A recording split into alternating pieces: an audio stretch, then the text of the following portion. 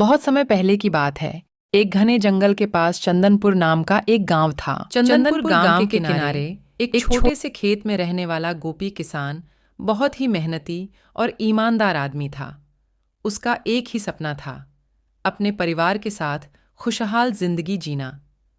वह दिन भर खेतों में मेहनत करता और रात को अपनी छोटी सी झोपड़ी में परिवार के साथ जीवन व्यतीत कर रहा था। एक चांदनी रात में गोपी खेत में घूम रहा था कि खेत में एक अजीब सी हलचल हुई। गोपी ने सोचा, ये मेरे खेत में आज क्या हो रहा है। गोपी खेत में खड़ा ये सोच ही रहा था, तभी गोपी के सामने एक चुड़ैल आए और बोली, गोपी, तुम्हें डरने की जरूरत नहीं है। मुझे तुम्हारी मेहनत और लगन देखकर बहुत खुशी हुई।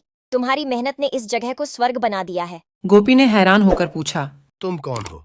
चुड़ैल ने हंसते हुए कहा, मैं एक चुड़ैल हूँ जो सदियों से इस पीपल का पेड़ पर रहती आई हूँ, जो तुम्हारी मेहनत को छुप कर देख रही थी। तुम्हारे साथ मिलकर हम इसे और भी सुंदर बना सकते हैं। गोपी ने इस प्रस्ताव को स्वीकार किया और चुड़ैल के साथ मिलकर उस जगह को और भी सुंदर बनाने का काम शुरू किया। और उनकी मेहनत रंगलाई पौधों ने हर तरफ फैलाया अपना हरित रंग, और वहां का माहौल बदल गया। फिर एक रात गोपी के पास वही चुड़ैल आई और बोली, गोपी, यह सब एक परीक्षण था। मैं कोई चुड़ैल नहीं हूँ, बल्कि मैं तो इस सुंदर जगह पर रहने वाली वन देवी हूँ। मैंने इस जगह को लेकर तुम्हारी मेहनत और समर्पण देखा। किस तरह तुम मेहनत करके यहाँ के पेड़ पौधे और जीव जंतुओं की मदद कर रहे हो और इस जगह को और सुंदर बनाने में लगे हो, और तुमने इसे अब तक सुरक्षित रखा है। अब मैं ये गांव तुम्हें सौंपती। अब से तुम इस गांव की देख रेख करोगे और तुम्हारे घर में कभी अन्न की कमी न होगी और न ही धन की कमी होगी। ये कहकर वनदेवी गायब हो गई।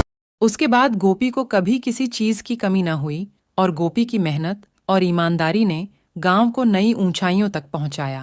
तो बच्चों, इस कहानी से हमें यह सीखने को मिलता है कि मेहनत, संघर्ष और ईमानदारी की मिसालें हमेशा सफलता की ओर जाती हैं, और हमें हमेशा अपने लक्ष्यों की प्राप्ति के लिए प्रतिबद्ध रहना चाहिए।